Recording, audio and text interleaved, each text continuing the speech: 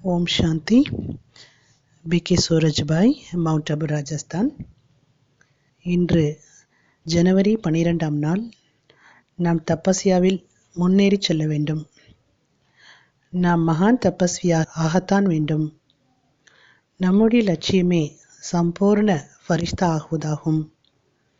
இந்த லட்சியம்தான் நமது அழகான பட்ட படிப்பாகும். இன்று நாம் நாலாபுறமும் நம்முடைய ஃபரிஷ்தா சொரூபத்தை காண்போம். தன்னுடைய எதிரில் மிக தூரத்தில் காணுங்கள், என்னுடைய ஃபரிஷ்தா சொரூபமானது நின்று கொண்டிருக்கிறது. ஃபரிஷ்தா சொரூபம் நிரந்தர யோகயுக்தாக டபுள் லைட்டாக இருக்கின்றது. நாலாபுறமும் பிரகாசமான கிரணங்கள் பரவி கொண்டிருக்கிறது. மிக தெய்வீகமாக இருக்கின்றது என்னுடைய சம்பூர்ண ஃபரிஷ்தா சொரூபம். சம்பூர்ண ஃபரிஷ்தா ஆகுவதற்காக சம்பூர்ண பவித்திரமாக வேண்டும். மேலும் அனைத்து குணங்களிலும் தன்னை சம்பன்னமாக ஆக்க வேண்டும். அவற்றில் குறிப்பாக நாம் திருப்தி, நிரகங்காரி, அந்தர்முகதா, சரளத்தன்மை, சகித்து கொள்ளுதல், அனைவருக்கும் சுபபாவனை வைப்பது, மேலும் பவித்திரதா என்பது அனைத்திலும் உயர்ந்த முக்கிய குணம். இவற்றின் மீது முழுமையாக கவனம் கொடுப்போம். ஃபரிஷ்தா சொரூபம் என்பது சம்பூர்ண திருப்தியானதாக இருக்கும். அகங்காரத்தின் பெயர் அடையாளம் என்பதே இருக்காது. மிக சரளமான சுபாவம் உடையதாக இருக்கும். ஆனால் மிக பவர்ஃபுல்லாக இருக்கும். எனவே நாம் இந்த குணங்கள் மீது மிக நல்ல கவனம் கொடுப்போம். தன்னை மிக லேசாக வைத்துக்கொள்வோம். பவித்திரதா என்பது ஃபரிஷ்தாவின் முதல் குவாலிட்டி ஆகும். இதன் மீது விசேஷ கவனம் கொடுப்போம். இன்று நாம் பயிற்சி செய்யலாம்.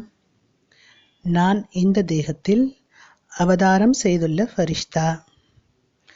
நான் இந்த உலகத்தில் அவதாரம் எடுத்திருப்பதே அனைவரையும் பவித்திரமாக்குவதற்காக, அனைவருக்கும் தூய்மையின் மெசேஜ் கொடுப்பதற்காக, தூய்மையின் வைப்ரேஷனை கொடுப்பதற்காக. ஏனெனில் கலியுக இறுதியில் அபவித்திர வைப்ரேஷன் நாலாபுறமும் இருளாக சூழ்ந்து வியாபித்துள்ளது. நான் இந்த இருளை சமாப்தி செய்ய வேண்டும். இன்று நாம் நாலாபுறமும் பவித்திரதாவின் வைப்ரேஷனை பரப்புவோம். ஆன்மீக பார்வையுடன் அனைவரையும் பார்க்கும்போது பவித்திர வைப்ரேஷன் ஆனது பரவுகின்றது. நாம் மகான் லட்சியத்தை நோக்கி செல்லும்போது தன்னை பவர்ஃபுல்லாக ஆக்க வேண்டும். வெற்றி என்பது நம்முடைய ஒவ்வொரு அடியிலும் கிடைத்து கொண்டே இருக்கும். மேலும் பாபாவிடம் மிக நம்பிக்கையுடையவராக இருக்க வேண்டும். அப்பொழுதுதான் அவரிடமிருந்து சகாஷ் மற்றும் உதவி கிடைத்து கொண்டே இருக்கும். யார் பாபாவிற்கு நம்பகமானவர்களோ அவர்கள் பாபாவின் கண்களில் இருக்கின்றார்கள். பாபா அவர்களுக்கு சதா உதவி செய்து கொண்டே இருப்பார். நாம் நம்முடைய பவர்ஃபுல் ஸ்திதி மூலமாக வீணானதை முற்றிலும் சமாப்தி செய்ய வேண்டும். இதைத்தான் விகாரங்கள் மீது பயங்கர ரூபத்தை காட்டுவதென சொல்லப்படுகிறது. விகாரங்கள் மீது கடுமையான பார்வை வைக்க வேண்டும். அதனுடன் எனக்கு எந்த சம்பந்தமும் கிடையாது. நீ என்னை பார்க்கவே முடியாது. என்னிடமிருந்து தூரமாக ஓடிவிடு. நான் உன்னிடமிருந்து சதா காலத்திற்கும் விலகிவிட்டேன். நான் உன்னுடன் நண்பனாக இருந்தேன் என்பது சரிதான். ஆனால் எனக்கு இப்பொழுது பகவானுடன் நண்பன் என்ற சம்பந்தமானது ஏற்பட்டு விட்டது. எனவே நீ என்னை பார்க்கவே முடியாது என்ற கடுமையான திருஷ்டியை வைக்க வேண்டும். விகாரங்களை அழித்துவிட வேண்டும். நான் மாஸ்டர் சர்வசக்திவான், நான் சக்திசாலி ஃபரிஷ்தா என்ற பயிற்சி மிக நன்றாக செய்வோம். நான் ஒரு மங்களமான ஃபரிஷ்தா அல்ல, நான் பாப் சமான் சக்திசாலி ஃபரிஷ்தா. இந்த வைப்ரேஷன்ஸ் அனைவருக்கும் நன்மை செய்கின்றது. இன்று சிரேஷ்டமான ஈடுபாட்டுடன் முழு நாளும் நடந்தாலும் எந்த ஒரு காரியம் செய்தாலும் லைட் ஹவுஸ், மைட் ஹவுஸ், ஃபரிஷ்தா ரூபத்தில் நிலைத்திருப்போம்.